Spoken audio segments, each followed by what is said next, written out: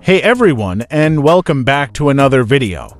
Today we're diving deep into the latest Google Camera update, version 9.5. I've got it installed on my Pixel 6, and there are some exciting new features to explore. Let's get started.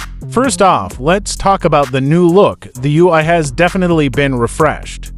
The zoom buttons and shutter button are now larger and more prominent, making them easier to hit with your finger. It's a small change, but it makes a big difference in usability. Speaking of the zoom, it's still as smooth as butter. Google's computational photography magic really shines here. Another noticeable change is the new icon for Top Shots. It's more visually appealing and instantly recognizable.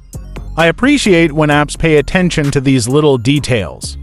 But let's get to the meat of this update, astrophotography.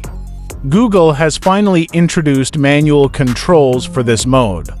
It's a game changer for photography enthusiasts. Check this out. When you enable astrophotography within Night Sight, you'll see a new pop-up with manual controls. You can now adjust the exposure time using a slider.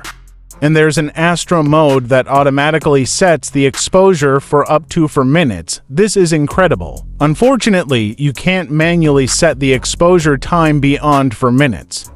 But Google's algorithm will automatically capture the longest possible time-lapse for optimal stargazing shots. Moving on, we've got a new 5-second timer option.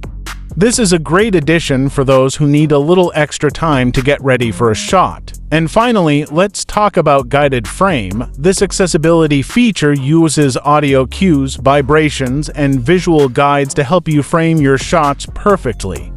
It's a fantastic option for people with visual impairments. So, to recap, Google Camera 9.5 brings a refreshed UI, larger buttons, manual controls for astrophotography, a new 5-second timer, and the helpful guided frame feature.